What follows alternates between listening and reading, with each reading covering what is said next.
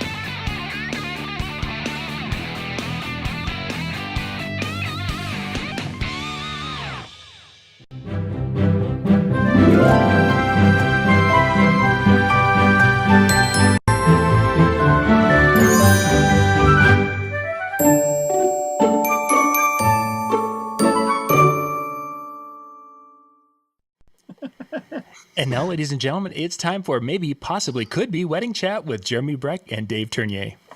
Hey, you never know what's going to come out during these shows. I am Jeremy Brech. I am DJ Jer out of Sioux Falls, South Dakota. And you've probably seen me in the Disc Jockey News as well as DJ Jer Shop Time. And, I don't know if Dave, I don't know how many people know this, but there is a YouTube channel out there. Tons of information. There's I think there's 140 videos now. No, Shop Time? Yeah. And I don't even realize that I have that much education, or maybe I just make stuff up like we do in this show. Who are you, Dave?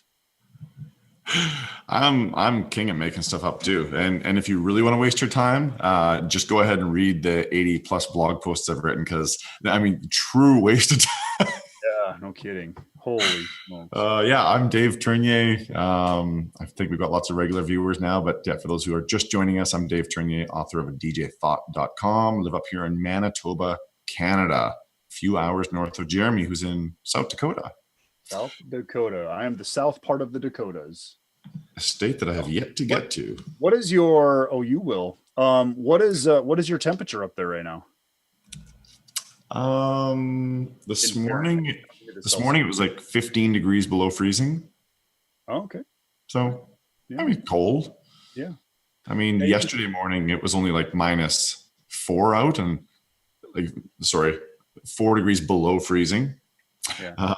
I said to Hannah, our Australian exchange student that's living with us right now, this morning feels nice, doesn't it? She kind of looks at me sideways. But yeah, no, it's been not a bad winter so far. Well, you can keep your cold air because we don't want it. You guys keep sending it our way. It is not what we're looking for. Keep your geese. We don't want your geese either. Canada geese. Canadian geese. Man, they make a mess. Anyways, that's not why we're here. Happy Thanksgiving tomorrow to all of those in the U.S. Yes, happy Thanksgiving to all those in the U.S. and to my brethren in Canada. That was last month for us. Oh, well, happy Thanksgiving last month, Canada. So I don't know. Do you guys have the whole Black Friday thing like we do here in the U.S.? Oh, well, Or do you guys ever get in the black? Y'all are really good at exporting your ideas. Black Friday's become a thing up here, because of the influence from the United States for sure. Cyber Monday, of course, I think is a kind of a worldwide thing now. Oh, yeah, in fact, chatting with Hannah, our Australian exchange student, she said that her mom's going to be buying some things online for her down in Australia. So I think Cyber Mondays maybe become pretty global. But yeah, it's not the same Black Friday that you guys have, though. Canadians from here travel down across the border to hit your Black Friday. Wow. I didn't know that. Oh, yeah. Yeah. The crazy thing with Black Friday is, Thanksgiving basically becomes Black Friday Eve is what it comes down to. People actually celebrate Thanksgiving anymore. And so here's the crazy thing. When I was like 16, 17, I would wake up at 2 a.m. to go sit outside Best Buy. What? Oh yeah, it's freezing cold out. Yeah, I was a high school kid, and I'm like, well, heck, if I can get DVDs that cheap, and I can get computers and laptops that cheap, and TVs, he's like, heck, I'm gonna sit out there, and I did, and everybody laughed at me. They're like, you are ridiculous. Why would you go sit outside? I'm one of those people. I like a good deal. I love to find a good deal, and I think it kind of grew on my sisters, because now my sisters are like, oh wow, we're going out the night before, or we're going out at 6:00 on Thanksgiving night to go shopping for Black Friday. I mean, it's like Black Friday is crazy around here. And then, I mean, you talked about Cyber Monday. I think a lot of people are understanding that a lot of this stuff is done online now. You look at Walmart, they are geniuses. They used to have their store open so people could actually go into their store. They didn't have to wait out in the cold, and you could wait in line to buy something at Walmart. Well, now they're like, you know what? Don't even worry about coming into our store. Just jump online, go buy all those Black Friday specials on Thanksgiving Day. Never leave your seat. And I guarantee they're just making a killing. Walmart, again, has it figured out. And Cyber Monday, like you said, to me is such a huge thing. It's come a long way to what people used to do. And that was sit outside. I mean, they're like, I'm going to wait for Monday. I'm going to get my deals on that. So, wowzers. Yeah. Hey, since we're talking, since we are talking Black Friday deals, all that type of stuff, can we do a quick shout out? I have noticed that a number of friends of ours have educational content out there, and a bunch of them are doing deals right now. I'm not sure if you've noticed, but for those who are wondering, Randy, it's 1% Solution. He's got a bunch of deals on right now. Who else is there? The Marquee Show. I think they've got a deal on their Expo Pass through this weekend. Who else? That's actually one of the things that I kind of want to talk about is, again, like you said, it's not as big of a thing up there in Canada. Black Friday is huge here in the US, it seems like. And, we within our company, we do Black Friday specials, but it's specific to our brides. We don't do Black Friday specials to people outside of who we're already working with. So we'll have, additional lighting option sales. We'll have like sales. And it's just a good way to kind of vamp up as we go into a slow season, kind of try to get that money before the holiday. Because they're like, I mean, if you sell it to them now, then they're like, oh yeah, great, I've got this reserved. But if you do it after Christmas or during Christmas, they're like, well, crap, I spent all my money on gifts. I can't, So it's a good way for us to, it's a good way for us to kind of hit them up before they get into the holiday season. And like I said, we just focus on, we don't, and I think we mentioned that, or I mentioned this before, we don't discount our services as DJs, as a service of what we provide. And I actually had a phone conversation. Sorry, I'm doing a lot of the talking, but I want to hear your feedback on this. I had a phone conversation with a bride and groom 2 days ago where we basically did the consultation over the phone. And, I said, do you have any other questions? Anything else I can help you with? And the groom asked the question. He said, if we find a better deal, will you match their price, or will you, will you lower your price if, we want to go with that specific package? Right. I just said no, because we as a company still have to function the same way. I still have to pay my guys. My guys aren't going to take a pay cut. They've earned it. Yeah. And I almost kind of sounded like a jerk, but I really needed him to understand. Par for the course. Well, I needed him to understand that, this is a professional service. This is our way of life. This is how we live. This is how we make this is how we put food on the table. Yeah. And, I said, and I answered him, I said, that's a great question. But here's why we don't. And I kind of laid it all out for him. And he said, that makes perfect sense. I appreciate your honesty. Nice. So, Nice. What do you do in those situations? Real quick before we forget, shout out to Ron Ruth has also got a deal on Living Motion Monograms. Michael Anderson. What did all these people just like message you like, yeah, don't forget about mine? Mike Walter, he's got a deal on if you buy any of his DVDs, and Mitch has got a deal going on too. So there we go. I'm done. Were you just on like the Black Friday special website or what? Right next to the Menards and Best Buy ad, you have the DJ. Listen, you know what? I may be a Canadian, but I know what's going on. All right. That's pretty good. That's pretty good. Anyway, shout out to all those people. They've all been part of my success as well. So, and this show is having a Black Friday special as well. We're giving it to you at no cost. Wow. And for those waiting, by the way, I'm going to do my free, my draw for my mobile beat pass. The contest is closed now, but djthought.com had a free mobile beat pass going on. And thank you to all the people that entered. There was some great entries. You're going to do it on this show? I can't do it on the show. I don't have the entries sitting right here. Oh. That would have been slick. Oh, Jerry should have thought. Anyway. Geez, so much for thinking ahead of time. No kidding. So speaking of people that have deals on today, many of them are people that have taught you and I things. Would you, might even consider many of those people mentors? Yeah. Oh gosh. I think most of the people that you mentioned that have sales and specials, I see all of them as mentors. Mm-hmm. The thing is, like, even people that don't have DVDs or they don't have specific things, there are amazing mentors out there. I had Matt Radicelli as a business coach for a year. And I mean, if you really want to rock your world in this business, he's a great mentor. He's a great coach, does a phenomenal job of, working with you specifically in where your business is at and where you want it to go. So, Matt was an amazing coach for me. I think we talk about Mike Walter pretty much every show. It seems like Joe Bunn is another one. His Marketing the Music, I actually just started watching that one again.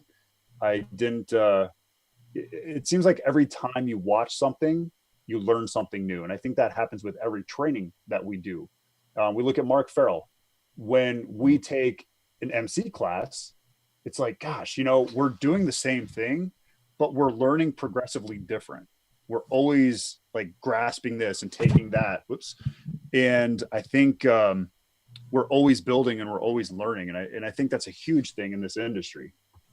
So how have you run across most of your mentors? What are the positions that you put yourself in, or the places you went to, or the people you met at the conversations how did you find mentors? Like if somebody's watching here tonight going, you know what, I need a mentor or two.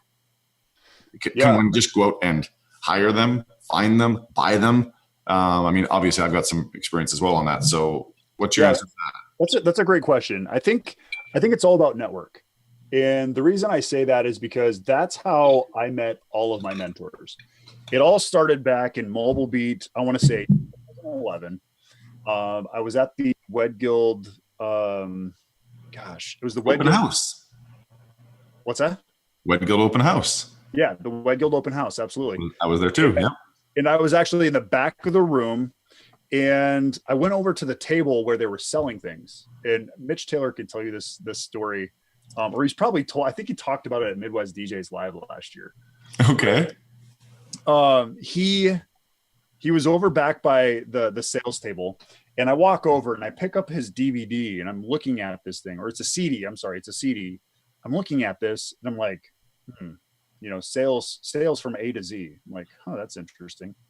And he leans over the table and he's like, it's $15. As if I was like ready to run away with this thing. Like, I don't know if he thought I was going to steal this CD or what, but like, okay. So I grabbed $15. I paid him and I kept the CD. I didn't talk to Mitch after that, but I went home. I listened to this CD. I put it in my car. Every time I was in my car, I listened to this over and over and over. And I'm like, man, this guy really knows what he's talking about. This guy is a sales genius. And so I reached out to him because, as you know, in the Wed Guild application, you had to find a mentor that would kind of walk you through the process and help you along. Right. And so I reached out to him and I said, Mitch, I know you don't know who I am. And he's like, yeah, I really don't have time for you. No, he didn't say that. But it felt like that. No. So he reached out, or I reached out to him and I said, Mitch, I really appreciate your CD. I love it. I think it's really allowed me to capitalize more on my sales. I was doing sales so wrong before that. And I said, where else can I learn? How can I become better? How can I get to a Wed Guild status, or how can I go through that process? And he said, well, you know what? You're in Sioux Falls, South Dakota. He said, my friend Bill Hermann actually has a workshop going on. I'm like, workshop? What the hell is a workshop? I had no idea that DJs had workshops. And maybe this wasn't 2011. Maybe this was earlier. I can't remember. Anyways, so he's like, you have to go check out this workshop. He's like, it's not cheap. And I'm thinking, okay, great. How expensive is this thing? $500? Like, no, it's like $2,000-$3,000. I'm like, okay, this thing better be legit. He told me I should go to this. I'm going to give it a shot. And it was the first ever entertainment experience workshop. Oh, really? With him and Jason Jones. Yep. Oh, wow. And so, like I said, Mitch really still didn't even know me. The only thing knew Mitch of me was phone calls going back and forth. And so I would say my first mentor was Mitch Taylor. And I still feel that he is one of my biggest, I know he's my biggest influence in who I am as a company today. And I owe him so much. I'm sure he accepts e-transfers or checks or whatever you want. So I don't know him that much. So we're in the entertainment experience workshop, and John Young was there with Jockey News, and he had the Disc Jockey News paper. And I'm like, there's a newspaper? Again, this was like such an eye-opening experience for me. Like I was going to say something that I probably shouldn't. So anyway, so we're in this workshop, and like the first 3 hours of this workshop, I'm just like my mind's blown. Like, stop right now, and I would be happy with the investment that I've made. That's all I needed. Okay. Still a one-day workshop. It wasn't a 2-day workshop yet. Oh. Yeah. Right. It was a Sunday. It was a Sunday. Me and my family went up there. I don't even know what I did with my family, but so I'm in the workshop and getting to know Mitch a little bit more. And, Mitch had some of his friends and colleagues that he's known for a while. And again, I'm still pretty new to Mitch. Mitch doesn't know who I am. He doesn't really know that much about me. And so I started trying to build that relationship with Mitch. And like I said, I mean, our relationship has gone so far. It's gone such a long way. And I'm so blessed to have met Mitch, because he pointed me in the direction of the entertainment experience. Well, he gave me that newspaper from the Disc Jockey News, and there was an ad for Mark Farrell's workshops. And I'm like, that's how you found out about them? Yeah. I had no idea. This is fascinating. But for anybody watching, by the way, you're having as much fun as I am right now, because I've never heard any of this. Carry on. So I'm looking at this newspaper ad. I'm like, okay, well, I'm interested. Mitch told me, he said, you got to check out Entertainment Experience. I did. I love it. He tells me I need to go check out Mark Farrell. Okay, hold on. I shouldn't say that. I didn't realize Mark had the certain workshops that he did. I knew about Getting What You Were Worth. I knew about that, but the workshops and everything I wasn't aware of, because again, I didn't realize that the Entertainment Experience, that workshops existed until Mitch had that conversation with me. So I started building that. And this is where I go back to, it's all about a network. It's all about finding one mentor who can connect you with multiple networks of mentors. So I connected with Mitch, who connected me with Bill Hermann, who connected me with Mark Farrell, who connected me with, and Bill connected me with Peter Mary, and connected me with this person and that person and this person. And next thing you know, I'm shaking hands and rubbing elbows with some of the best mentors in this industry. I feel like there's so many of those mentors that I can actually call friends now. And before, when you're this DJ who's new to all of this, it's very intimidating to go up to Randy Bartlett when he weighed 200 pounds more than what he does right now, and have a conversation. You know, and his size wasn't intimidating, but him as a person, as a presenter, he's such a good presenter. He's such a great influence of our industry. It's intimidating. Yeah. And I think, again, I built so many great relationships over the past couple of years that it's all about that network. You have to find one person who's going to allow you to connect with so many other people. And what's remarkable is that one person, it only took one person for this network to explode for you. That's what's maybe most fascinating about this to me. Yeah. And I think so many people have given me such opportunities. You know, I look at a couple instances. I've had the opportunity to work with Wedding Wire. I've had an opportunity to work with the Wedding MBA. Thanks to Bill Hermann, I got to be involved in the first 3 revolutions, I should say. Well, it could have been revolutions of Mobile Beat. You know, I got to be a part of when him and Jason Jones took over that and really created something different and unique. And to be a part of that was such a thrill. And again, I wouldn't have had that opportunity if I wouldn't have connected with Bill Hermann. You know what? We should actually. You think Bill Hermann's watching? He should be, if he knows what's good for him. I mean, this is quality content. I mean, you're right. You better be listening. Bill, you should jump on if you're watching. Send him the link. See if he can jump on here, because I think you and I both have really learned a lot from Bill Hermann. And what I would love to do is actually ask him what he feels it takes to be a mentor, what it takes to find a mentor, and just kind of get some feedback from him. What do you think? If he's around, Bill, if you're watching, jump on.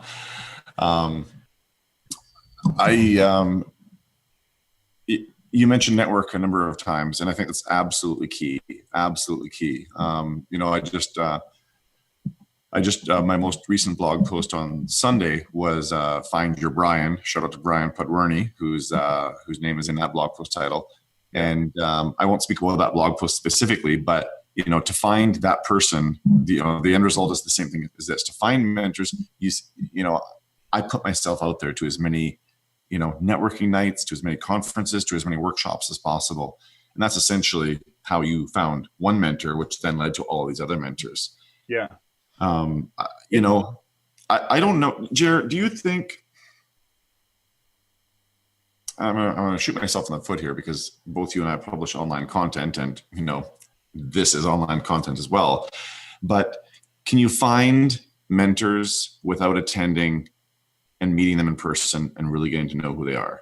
I already knew you were going to ask that question, and I would say absolutely not.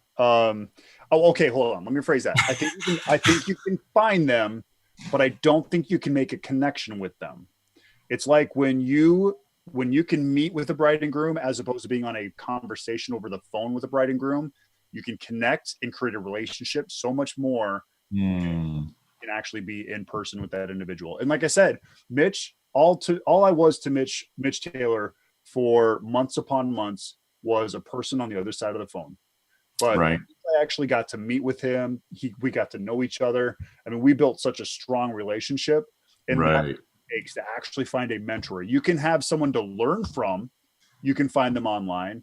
But to actually have them as a mentor, it takes so much more than that. There's a lot of personality that goes into it. There's a lot of personalization.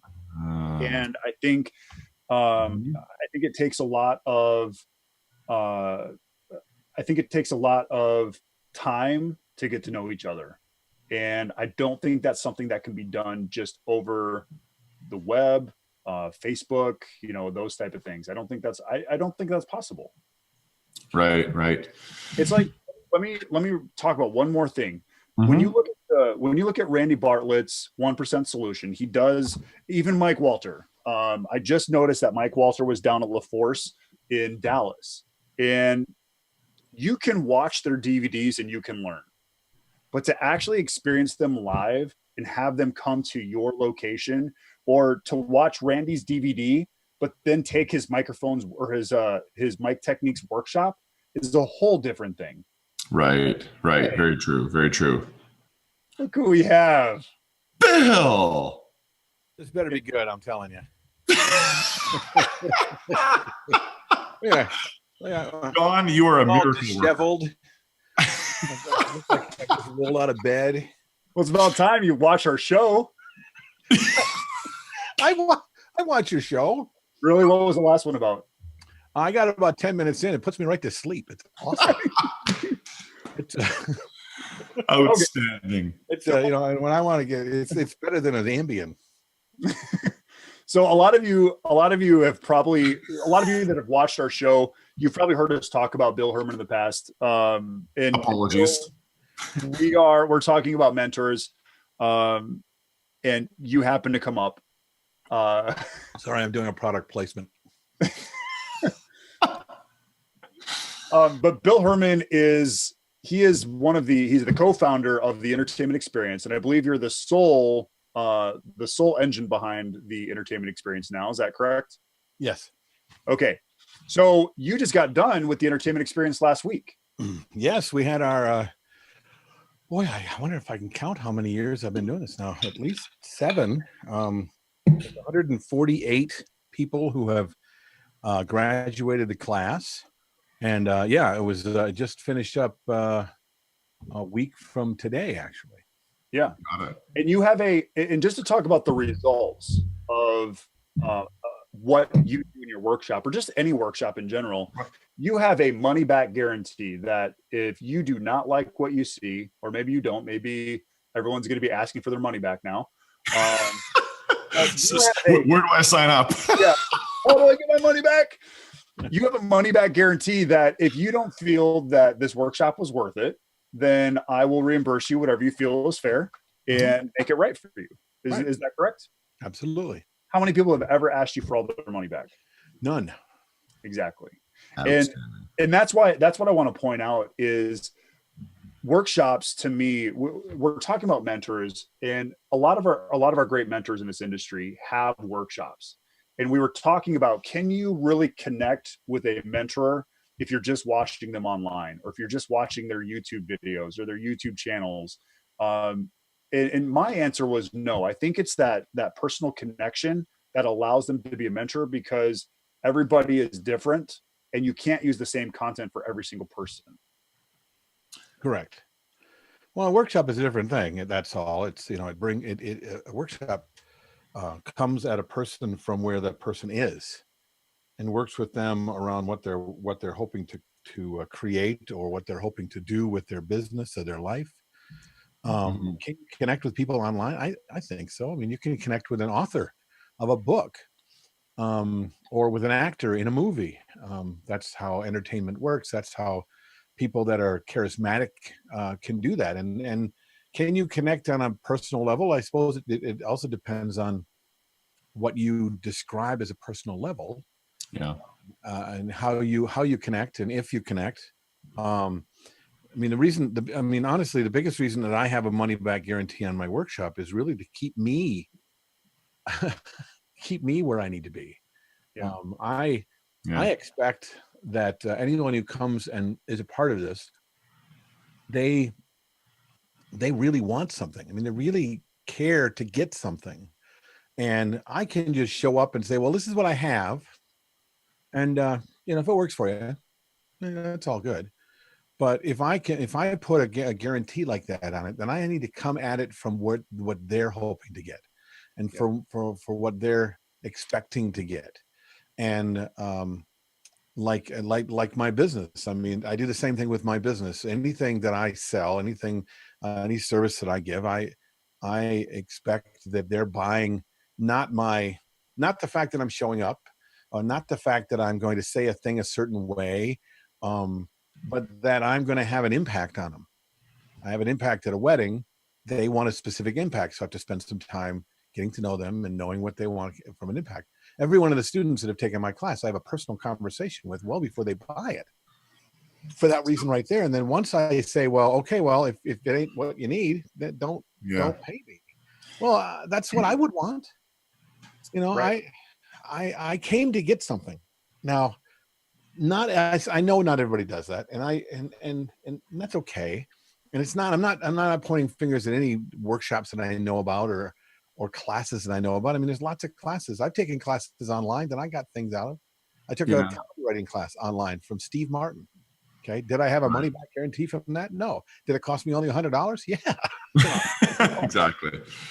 But I got to listen to and try to connect with. Now, if he and I were in the same room, would I have had a better connection? Would I have felt as though he had mentored me? Maybe. Yeah. Mentor is a different thing than a teacher, though. And a mentor is a different thing than a workshop. Well, and I mean, my take on the question, I think because of technology, much like, the software that's powering part of how we're doing this, that you can connect online with people in ways that you couldn't before. I mean, I remember back a couple of years ago having conversations with, DJs who worked in markets where they were primarily a destination wedding market. And they would always say to me, Dave, I can't do the type of work that you do because I don't meet my couples until, a couple days before their wedding. There's no way I can have the connection with the couples that I do, that you do, and so on and so forth. And I was kind of like, yeah, you're right. And then a couple of years ago, I had a couple who booked me to travel a ridiculous distance for their wedding. And because of that, I didn't meet them until the Tuesday before their wedding, but we did meetings like this. And the connection that we had the day we met was as authentic as if we'd known each other forever. It was remarkable. Right. Well, and that connection, and that changed everything for me. I would challenge that, without video, it's still possible. The kind of connection with another person is a subjective thing. It is. When it comes to mentors, Bill, how do you suggest people go about finding mentors? I mean, Jeremy shared, as I'm sure you heard every minute of because you were listening. As you were watching. Oh yeah, I wasn't upstairs in my family room with my kids, and I was listening to every. I'm glad you at least put a shirt on. I know you have no pants on, but Jeremy shared, the remarkable chain of events that, tragically led him to taking the entertainment experience. And, but it was the path that led him to all these mentors that he knows. Right. And I guess you could argue that happened to Jeremy slightly by chance. He happened to be in a certain place in Vegas at a certain time. He bought a thing from Mitch, so on and so forth. Mm-hmm. My blog post this past weekend, I referenced that Brian and I met by chance, and then we formed this relationship that caused us to race and chase and motivate each other. But if somebody's like, I don't want to leave this to chance, I don't want to leave a mentor to chance, what things can they do to stack the odds in their favor that they're going to find someone that can be this for them, which might then lead to many, many more mentors? Well, the more people you meet, first of all, there's a thing about the entertainment business when it comes to actors and performers. Mm-hmm. Most of them are introverted people. Believe it or not, I'm kind of an introverted person, and I bring my extroversion out on stage, and I bring it out around people that I feel comfortable around. And I became an extrovert to be able to be on stage. You know what I mean? I bring that out. Put me in a party where somebody else is DJing and somebody else's wedding, and I'm quiet. I'm over by the wall. That's just the way I am. And I think most guys are like that. So there's a couple of things to think about. Number one, we've all heard that you become, you should surround yourself with people that you want to be like, or people that you see as larger than you, or things that you'd like to see. Surround yourself with the people that you want to be like, because you're going to be that's a fact that if you spend time around extraordinary people, you're going to take on extraordinary things. And it's kind of like what they say, surround yourself with positivity if you want to be positive. If you want to be negative, surround yourself with the negativity. Right. But you also have to create that. You surround yourself with those people. That's great. But you also have to create it yourself. You need to specifically decide that I'm going to be positive, so I'm going to look for positive people. Because a room full of positive people doesn't always mean they're always going to be positive. And just because you're around them doesn't necessarily mean it's going to rub off. You've got a better chance of it, like Dave was saying. A better chance of it is important. Now you surround yourself with people that you want to be like, people that you admire, and then as you are around those people, you can start to reach out. I've reached out to people that I wanted to see as a mentor, but you don't walk up to and say, "Hi, my name is, and I think you're awesome. Would you be my mentor?" You can, if they've got a mentor program where you pay them a certain amount of money to stand with you and be your mentor. You know, when you want to connect with somebody, you need to be a good listener, a person who's unafraid to reach out to other human beings, and to be unafraid to be vulnerable with that person, because I can't, like, if I mentor somebody, you know, that's really weird to say. I know that I have, but I don't know that I've like decided one day, you know, it's like, oh, you know, you're a good kid, I'm going to mentor you. I've never done that.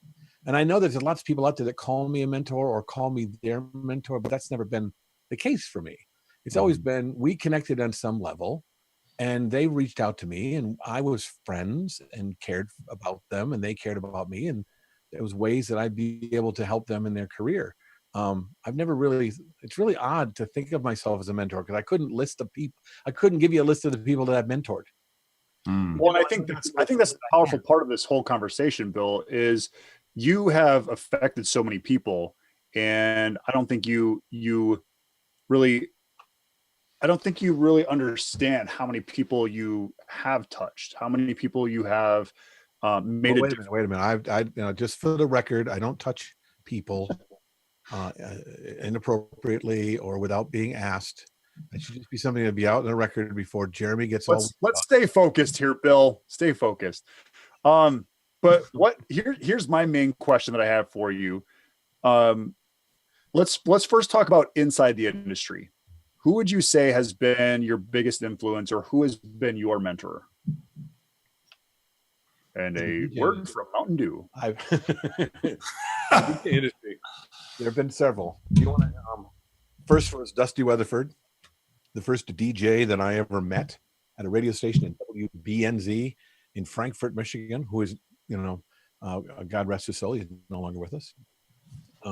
He was the first. The second, around that same time, was the program director at that radio station, Mr. Mike Bradford. Those people had a huge impact on who I was and what I wanted to be.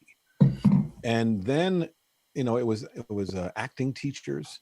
Within the industry, though, the next really big industry mentor for me became Mark Farrell. And Mark will probably say the same thing, that he didn't take me on to mentor me. I reached out to him because I admired him. And I called him up. I mean, I met him when I saw him speak for the first time, and was just blown away, and wasn't sure how to talk to him. But I took it upon myself to find him, to find his telephone number, to call him at his home and say, I know you don't remember me, but I'd like to thank you for blah, blah, blah, blah, blah. And we had a conversation about him, and then we just became friendly. And then I said, well, would you mind if I called you every once in a while? Because, I think, I'd like to learn from you. And he said, yeah, no problem. But it wasn't that he had decided to mentor me, and he had probably. No, you decided for him. Yeah, well, but I think that's honestly how it happens though a lot of the time. Yeah. Exactly. Well, he could have said no. He could have said, yeah, kid, nice. Yeah. Lots of people do that. A lot. I've met actors that I thought I wanted to spend time around and learn their process, and they were like, "Yeah, I don't, kid, guess I don't have time for you, Billy." Right. That's just the way it is. I took it upon myself to put myself in a situation, to put myself in front of somebody that I wanted to learn from. I wanted to be like. I admired him and what he had created, and I wanted to see what that was about. And what I got to learn from him was that it wasn't about, like Mark always says, it's not what you do, it's how you do it. And for me, it became about this point of view. For me, it became about, looking at my life and my world in a different way. And I think great mentors do that for you. Great mentors don't say, here's how you do it. Great mentors show you what you do from a new perspective, so that you can begin to explore who you are and what you do from that perspective, so that you can actually build something for yourself, as opposed to what I wanted when I met him was, I want to know exactly what you do. Let me write it down. I even told him at one point, I could probably double the amount of people that you give this message to with getting what you're worth, because I know that script now. And if you sent me out to the other side of the country, I could do getting what you're worth over there, and you could. I mean, literally, that's what I thought I was trying to get myself in. Right. And So he was the first one to say, it doesn't matter about that stuff, kid. It doesn't. You know, where's your heart? Yeah. What are you doing and why are you doing it? And then it will emerge for you. Mhm. That's one of the first things he taught me.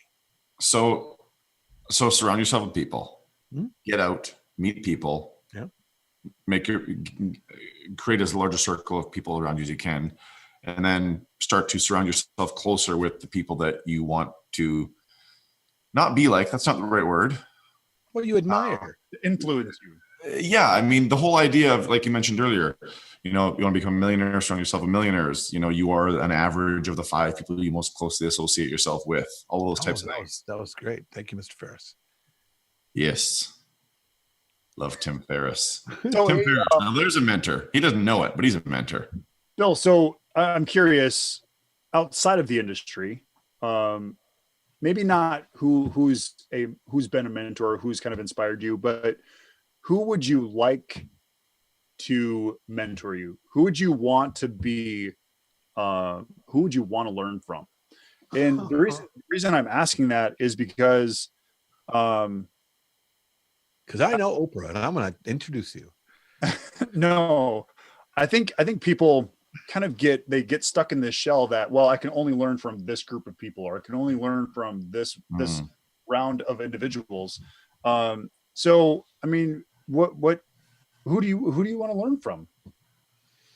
I haven't gone specifically looking for a mentor since Mark.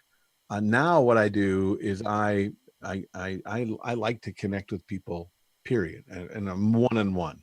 Yeah. So I spend time getting to know people and then learning who they are and what's important to them, and then listening. And hopefully I find someone who has a new point of view. I mean, if mentor is the thing I'm looking for right now, I'm just, I look for people that I can connect with. One of the tricky parts about being me right now is everybody, I've got a lot of people that look up to me as this thing, and I don't have that many people that I do that with, because I've kind of become this thing for other people, which is, I know that sounds weird, but no, it's just like they put me up here, and then like, well, who the hell's up here with me? This place you put me on. So now it's, I love meeting people outside of my industry that are passionate about what they do.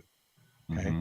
Now, passion really touches me and moves me. Okay. So passionate about printing, or passionate about lawn care, and their passionate ways of being of service to other people, or service to themselves or their family, that really jazzes me.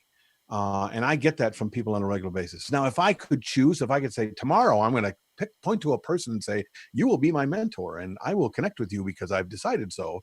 I mean, I put myself, because I'm a performer, I want to be like the performers that I've always admired. I want to be like Jack Nicholson. I want to be like Johnny Carson, Steve Martin, David Letterman, Stephen Colbert. These people, and there's a million list of people that I admire in the entertainment business. But that's like a conversation of, hello, my name is, and I like you, and would you mind teaching me? As opposed to, right? I mean, every day that I have lunch with a new person, I get to learn about their passion. And if I ask enough questions and I listen intently and I care to see what matters to them, then I get that from them. And each day I get something from them. Now, like I said, Mark was really impactful in a time in my life when I needed it. Huge impact on my life. Everyone that I meet, like I'm describing, still has an impact, and some of them an enormous impact, and others, maybe not so much. My father, he was probably, I'm sure he's had probably the most impact on my life, even when I didn't want him to. Parents can do that, can't they? Right. And then as I get older and I start to see things, and I can still reach out to him about a business that he doesn't know anything about. He really doesn't understand the entertainment business, even though I think he has a natural knack for it. But I can come on with him with an idea, and literally he just boils it down to what really matters about what I'm worried about, which has everything to do with what I'm going to be able to do in the entertainment business. And because he sees it from the point of view of the audience that I'm going to be serving. Yeah. Plus he's honest. I want to highlight something you said in the last few minutes there, just for people so that they don't gloss over this part. One of the things, I think one of the characteristics you said was important for you when it comes to mentors, and I couldn't agree with this more, is that they have a new point of view in relation to your own. That, and the fact that they should be, they should be unafraid to be brutally honest with you. You know, you don't want to have a mentor who likes you so much. Oh, you know, oh, you're such a good kid. Oh, you can do it. That's not a mentor. I had lots of those. You know, they're, hey, you can do that. Go and do that. Okay, well, that's failed. It's like, oh, no, that's okay. That's okay. Right. Right. If I ask, hey, what went wrong? I expect my mentor to say, well, from my point of view, this and this and this. Yeah. Or from my point of view, if you looked at it, come on over here, Bill, and look at it from my point of view. Can you see it? You know, it's a coaching model as well. But that's what I'm looking for people. If I ask someone to mentor me, I'm asking them for brutal honesty, because you can't change. You know, if all I want is to listen to how great I am, I can pay any of my friends $20 a week to call me up and tell me I'm awesome. Many of them would do it for nothing. That reminds me of one of the very first sentences I remember Mark saying in my very first Marbecca workshop. You know, bronze workshop, Minneapolis. Brian put Rooney and I drove down for it. I had no idea what the hell we were getting into. And we really didn't know what the hell we were getting into when Mark looks at all of us and says, so you've all come here to fail. The sooner you realize that, the sooner we're all going to move forward. And I'm just sitting there going, huh? What?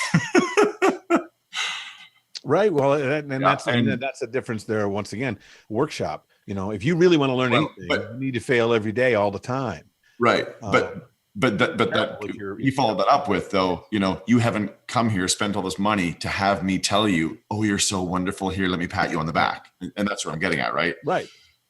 So get yourself with lots of people, find someone who's got a different point of view than your own, someone who's not afraid to be brutally honest with you.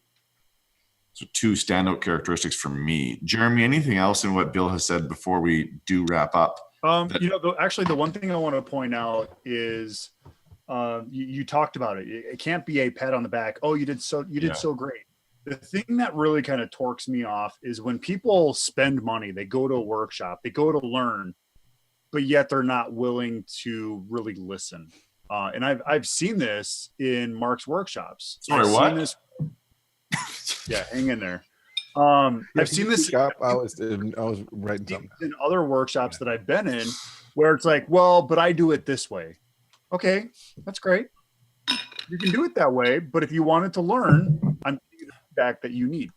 And it's the people that, okay, here, that was okay, but try doing this, and maybe adding a little bit more of inflection in what you're doing, or add a little more heart into what you're doing. And then they go to perform it and nothing changed. And to me, I think when you're doing workshops and you're doing, you're listening to seminars or you're listening to things like this, you have to be vulnerable and you have to be understanding and open. Because if you aren't, then why are you there? Why are you spending that money? You're not getting anything accomplished by doing it the way you do it. Correct. Well, and that speaks to the word coachability, being able to be coachable. And this isn't, I mean, I get how it torques you off. And at times it irritates me as well. But mostly it irritates me when I've gone over it a few times and it kind of fell on deaf ears. Yeah. This is not, being coachable is not a natural state for most people. So true. So, I mean, we can certainly be upset or torqued off by those people who don't do it. But you have that in every acting course that I've ever taken. In fact, the first one just freaked me out to no end, because for the first 2 weeks, that's all the guy did in the class was to pretty much tear us to shreds, tear us down every bit of ego that we had, send us home crying, and send us home just not even sure why in the world we're even doing this. Like, oh, well, there's nothing I know. I'm the worst at this. And when he finally got everybody there, then he had them listening. Okay. So in a couple of day workshop, there's a conversation that Mark has, I know for a fact, and that I have, where we have to have the conversation around, okay, I know I get that you've come here to learn a thing, and you know you've come here to learn a thing, but what you need to do is is to quit. You need to put yourself in a place where you don't know what you're doing, and that what you've done in the past doesn't matter. And a conversation in comparison to what you do now to what I'm going to ask you to do is not helpful to you or anybody else. Yeah. And that's, we can say that on this, and we can have more than a few people watch and say, oh, I get that concept. And the first time they go to a workshop, they're going to come to it the way that they come to it. Most of them come to my workshop this way and to Mark's. And within, I've heard the first few workshops that Mark did, he told me he had a lot of guys that were just angry at him, just angry at him. Well, why? Well, because all I heard was how much I was awful. It's like, well, okay, well, why did you go in? Did you just really want to pay him that much money to say you're good, go on home? No, I'm serious. Yeah. Good. I can do that on the phone. Tell me if anybody calls me in the next week and says, I would like to have that from you, Bill, I'll give you half an hour about how awesome you are, as long as the check clears. Okay. But I'm going to be real specific and say, that's all you're getting. And then you're not going to get a lot of out of that, except for to go, yeah, Bill thinks I'm awesome. So the hardest thing about, maybe let's wrap up by saying this. The hardest thing about finding a mentor is actually like really, truly being willing to change your mind on something when that person maybe shares that new perspective with you. And if that's something you can't fathom, that you may have to shift something you've believed all of your life, you're not willing to, then everything that a mentor, but you're not going to get much out of that mentor. That's right. Yeah. So if you can't do that, I'm sorry to have wasted your time. No, hold on now. I don't think you've wasted the time. Why? Because I really believe that most people who first go look for a mentor, even when they've got it in their mind, what I just told you, are going to come at it from that perspective. Okay. That's just the way it is. Now, you'll start to begin when, the idea of failing. I mean, that's a concept you have to teach. People should be teaching kids. There should be a class in every grade from first grade to 12th grade, just on today is the failure class. Learn how to fail and be happy about it. And you're not getting a trophy. I got to have with my kids on a regular basis. Okay. They won't do a thing because they don't think they'll be good at it. They won't try a thing because they don't think they'll be good at it. As opposed to, that's exactly what you should try and be bad at it. Really suck at it. Even not because you want to learn Spanish, but because you need to learn what it's like to fail and then to learn from the failures. Okay. And just in that's going to be a really powerful thing. But with everybody coming at it I'm going to take a workshop and I'm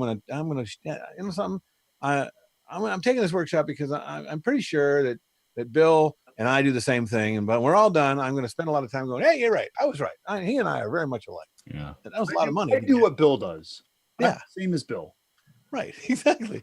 And some of the biggest yelling matches in my workshop are around the guys that keep going back to, yeah, but what do you say? Yeah, but what happens when you have this problem? How do you fix it? And it's like, it doesn't matter how I fix it. It doesn't, I swear to God, it doesn't matter how I fix it. It's a process. It's a process that if you look at it, you already have all the knowledge inside your head that you're not going to listen to because you failed once and now it's never going to work. As opposed to you failed once, now what didn't work? So what? Okay, so let's throw them a bone because John's just said we can take a few more minutes if we want. Let's throw these guys. Let's throw these guys a bone. John's not. Bill doesn't shut up. Well, I realize that. Bad decision. Why did we pick him to be our first guest on this show? What? Don't ask me a question. Whoa. The rest of my answers will be one word. But I mean, we are an industry full of a lot of unique characters, but many of us ego-driven, which can play a healthy role in what we do for sure. Yes. But we're hard. So let's throw these individuals who can't get over themselves a bone. This is how they're hardwired. How does one change that? Those people aren't watching this show. That's not true. Oh, sorry. That was 3 words. No. How do they do it? Okay. Or someone you admire. Okay. And get to know them on a personal level. Start to see their world from their point of view. If in fact you'd like them to mentor you, you could certainly ask. But then part of the conversation should be, don't ever tell me that what I'm doing is awesome, please. Not that I need to have you yell at me, but I'm really trying to look at this from your point of view. You're my mentor. I want to see it from your point of view, not because I want to see how you do a thing, but what I'm doing from your point of view. I'm looking for that. Now, he may sit with you several times, and you may start seeing it from his point of view. And at some point, you might go, well, this is BS. Great. Pick another one. You're not going to connect with every person you try to connect with.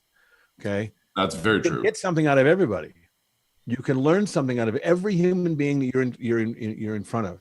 I've learned a lot about my performances from my teenage daughters. Okay. Because of the way they see it. And our job in front of an audience is a subjective job. And what we do is subjective to everyone except us.